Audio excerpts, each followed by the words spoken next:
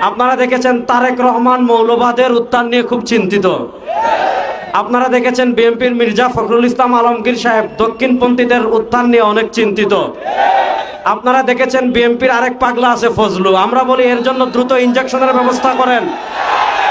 আওয়ামী লীগের টাকলা মুরাদ যেভাবে এই দেশে থাকতে পারে নাই, বিএনপি ফজলু যদি আলেমদেরকে নিয়ে বাড়াবাড়ি করে, আলেমরা তার দীপ্ত জবাব দেওয়ার জন্য 24 ঘন্টা প্রস্তুত আছেন।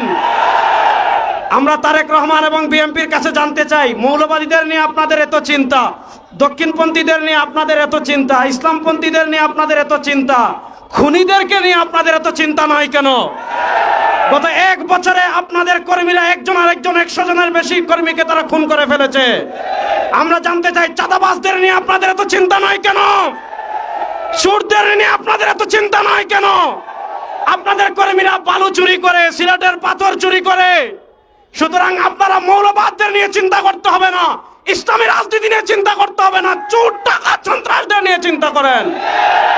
2 নম্বর আরেকটা কথা বলবো, 2024 সালের জুলাই আগস্টের গণবিপ্লবের মাধ্যমে আমরা ভারতের আধিপত্যবাদকে পরাজিত করেছি।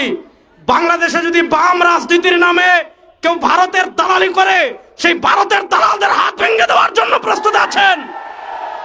আপনারা দেখেছেন আমাদের বাংলাদেশের বরেণ্য 2 জন শিক্ষাবিদ, ডক্টর সরওয়ার এবং ডক্টর আসিফ মাহতাব উৎস, তারা এই উম্মারতন্ত্র প্রহরী, বাংলাদেশের সভ্যতার অন্যতম পাহারাদার। তাদেরকে বাংলাদেশের একটা কুলাঙ্গার তাদেরকে হত্যা করার হুমকি দিয়েছে। যে হত্যা করার হুমকি দিয়েছে তার পক্ষ নিয়ে এদেশের বামরা বিবৃতি দিচ্ছে।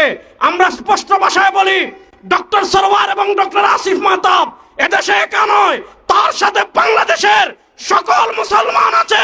তাদের একটা পশম যদি বাংলাদেশে কেউ বাঁকা করতে চায়, কিয়ামত হয়ে যাবে, কিয়ামত হয়ে যাবে। আমরা যেই নিয়তে তাহাজ্জুদ পড়ি, ওই নিয়তে ইসলামী আন্দোলন করি। আমরা যেই নিয়তে রোজা রাখি, ওই নিয়তে আমরা ইসলামী আন্দোলন করি।